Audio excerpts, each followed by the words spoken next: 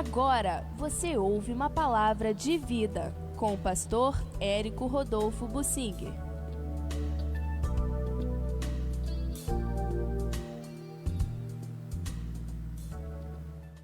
O povo de Deus, quando está sem bandeira, vê a consequência disso em divisões, conspirações e fuga de pessoas. Isto é realidade na igreja, mas eu quero focalizar, para começar, no Antigo Testamento, quando isso acontecia também. E é a mesma coisa que acontece num país. Um país sem uma cultura, sem amor à bandeira, sem amor à pátria, é um país dividido. Uns cidadãos brigando contra outros, disputando o poder para ver quem rouba mais e lutando, destruindo o seu próprio povo, divisões de todo tipo. E no meio dessas divisões existem conspirações, grupos que se levantam para golpes e contragolpes, para guerrear contra seus próprios irmãos no país. O ex-presidente Abraham Lincoln, dos Estados Unidos, lembrou a Bíblia, o que Jesus falou, e disse: pois é, uma casa dividida contra si mesma não pode subsistir. Ou seja, não podemos dividir o país. Vamos à guerra contra os divididores do país, contra os sulinos. E foi uma guerra que durou 10 anos, a guerra de secessão nos Estados Unidos, e essa guerra foi terrível, matou muita gente. Por fim, Abraham Lincoln venceu com o país unido e unificou o país. Até hoje ele é lembrado como um grande líder da nação. Ele estabeleceu isso: os Estados Unidos não podem ficar divididos. E isso passou a ser uma bandeira honrada até hoje. Apesar de todo o engano, mentiras, roubos e tudo mais, o país se mantém unido e eles preservam a imagem dos ex-presidentes, por piores que eles tenham sido. Eles são honrados. E é um país assim, é um país de muita hipocrisia, mas a unidade deles é muito marcante.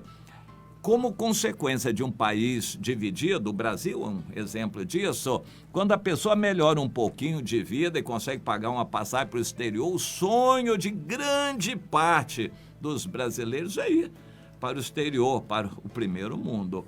Eles querem ir para lá: Estados Unidos, Canadá, Alemanha, Inglaterra, França, Japão. Eles querem ir para lá, para o primeiro mundo. O sonho é sair do Brasil. Interessante. Isso é falta de brasilidade, falta de amor à pátria, falta de uma bandeira, falta de uma cultura que una os brasileiros em torno do Brasil.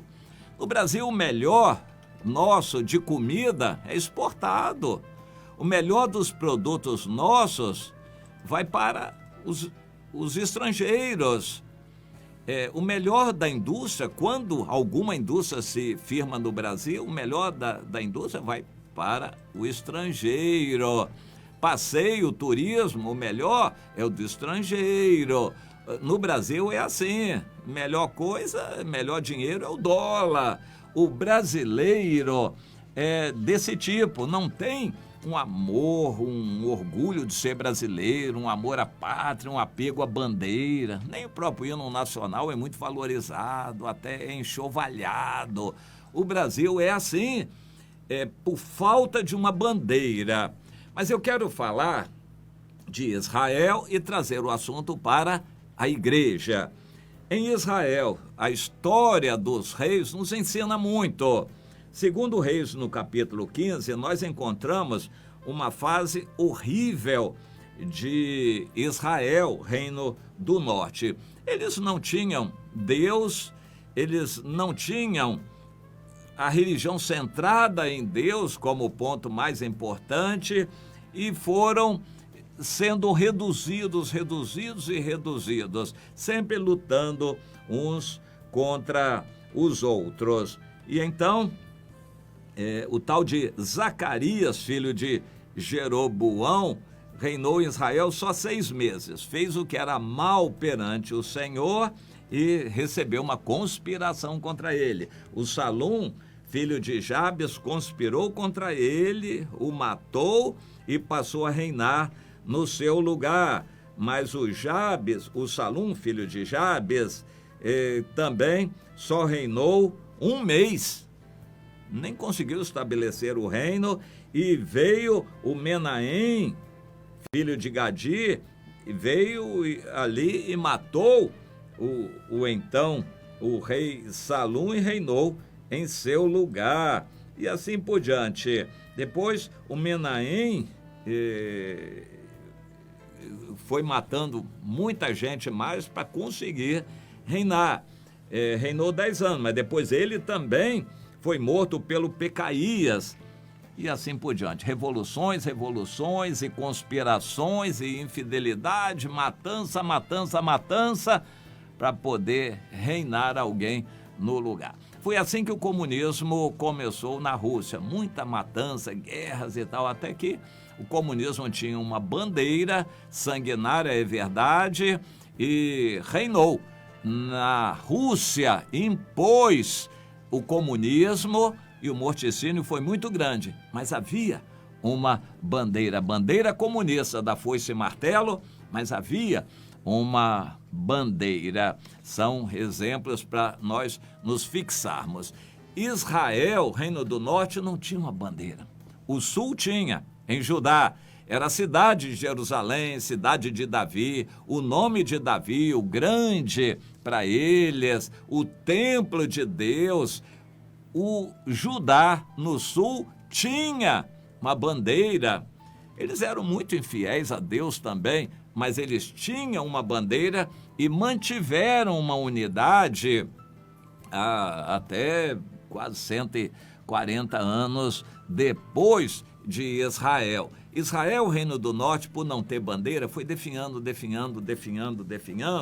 e até terminar aquilo, quando o Menahem conspirou contra o então, que era o Salum, ele reinou no lugar, mas o país já estava tão depauperado, tão enfraquecido, que ele não conseguia resistir a nenhuma invasão. Aí veio o grande império assírio e começou a expandir seus tentáculos dominadores e chegou até Israel, até Samaria.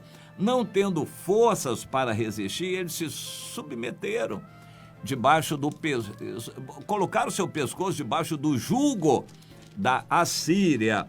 Então, o texto aqui, estou lendo vários versículos no capítulo 15 de 2 Reis. Quando Pul, rei da Assíria, veio contra a terra de Israel, não havia força nenhuma para resistir e eles se submeteram, e o Menahem deu a Pul 1000 talentos de prata, não tinha nem mais ouro, 1000 talentos de prata, para que este o ajudasse a consolidar o seu reino. Ou seja, queria estar debaixo do jugo da Assíria e pagou 1000 talentos de prata. O governo não tinha, o rei não tinha isto, mas ele arrecadou esse dinheiro de Israel para pagar ao rei da Assíria. Ele recolheu de todos os poderosos e ricos 50 ciclos de prata por cabeça. E assim voltou o rei da Assíria e não se demorou na terra. Ou seja, a Assíria estava longe, consolidando ainda suas conquistas. Mais tarde eles consolidaram a conquista de Israel, matando e destruindo a cidade de Samaria. Mas nessa primeira investida, eles não tinham interesse em mandar um grande exército para combater Israel, mesmo porque havia muitos países no meio do caminho, muitos outros países. Mas quando a Assíria, que era o grande império, veio contra Israel, ali em Samaria, O Menahem viu que não tinha outro jeito senão se submeter. Então botou o pescoço debaixo do rei da Síria e começou a pagar impostos. Como tudo era difícil, ele arrecadou esse imposto dos ricos e que tinham alguma coisa. E o país foi ficando mais e mais pobre ainda. Mais tarde foi totalmente dominado e destruído pela Assíria. Bom, isso aconteceu porque eles não tinham a bandeira, não tinham Deus e não tinham unidade. Isso acontece com igrejas. Uma igreja caça-níqueis, está atrás de dinheiro, fazendo campanha, propaganda, publicidade. Em algum momento vai ruir a credibilidade dessa igreja. As pessoas vão começar a ver que não é assim. Se ela arrecadar muito dinheiro, os próprios líderes vão brigar entre si para dividir esse dinheiro e a igreja vai se dividir. Essa é a história de um monte de denominações neopentecostais em nossos dias. Tudo atrás de dinheiro, mas olho grande de um tentando derrubar o outro. Infelizmente, é assim. E a gente vê que eles não têm Deus como bandeira. É o dinheiro que está como alvo mais desejado por eles. E fazer o quê?